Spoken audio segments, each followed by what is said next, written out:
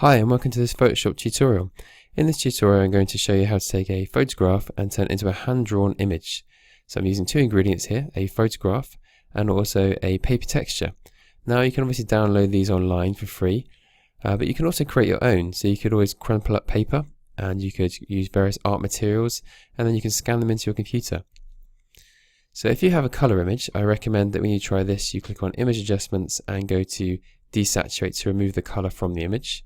Then we're going to move over to our background layer here. I'm going to right click and duplicate just so we have a backup copy and turn off the visibility of the bottom layer. So ensuring you're working on the top layer now, we're going to apply a filter. So filter and stylize, and we're going to go to fine edges. This will give you a hand-drawn effect, but of course you can make further improvements. So image adjustments and levels. And then we're going to use our levels sliders here to pull in the shadows and to play around with the highlights. So you experiment with this until you achieve a good effect, and then just hitting OK. So that's it, looking pretty good already, but we're now going to bring in our paper texture.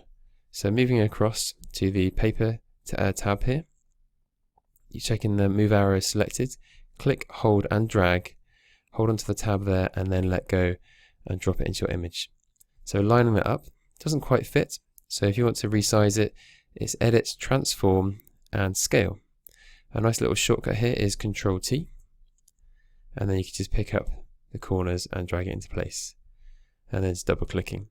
So you can keep this in color, but I'm going to have a go at making this black and white as well. So image, adjustments, and going down to desaturate. There we go. And now we're going to change the blend mode. So clicking on normal here, I'm going to change mine to linear burn. But again, you can experiment with this to see what you prefer. It's looking pretty good. And now we're going to make a slight adjustment here to the background layer, so our actual image layer. So clicking on the background layer there, and now we're going to press Ctrl+T to transform, and come over to one of the corners. Going to hold Shift on the keyboard to maintain the same proportions, and Alt so it shrinks from center. So as I move my image now, you'll find that it will shrink towards the center.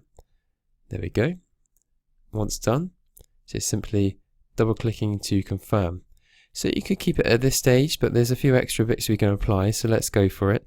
We're now going to apply a photo filter. So clicking on the top layer here and going up to a photo filter. There's lots of different choices. So there's warming filters, sepia, blue. They're three things that work particularly well. In this case, I'm going to keep the warming filter, and I'm going to keep it quite subtle. So I'm just going to lower it down a little bit. So it's just warming up my image very slightly. So that's one thing we can try. The next thing we can try is burning in some edges. So if we now go to the paper texture layer and then go over to our burn tool, and we're looking for the exposure to be about 50%, and we can click and drag around those corners. So we are effectively darkening certain areas of our picture. There we go. So how much you do this is up to you, but I recommend that you keep it fairly subtle. So burning in is one effect you can try. Another effect you can try is dodging. So if we click and hold on the burn tool, we can load up our dodge tool. And I'm actually going to do this to the image layer here. And again, about 50% exposure. And you can click and we can lighten up parts of our picture. Okay, so just trying to kind of soften up some of those harder edges to make it look a little bit more natural. A couple of extra things you can try. You can use the Smudge Tool. So if we move over to the toolbar, the Smudge Tool is a way of, again, further softening some of those textures within your picture. So there you go. So you kind of experiment with this, play around with it, and have fun with your own pictures. Thank you.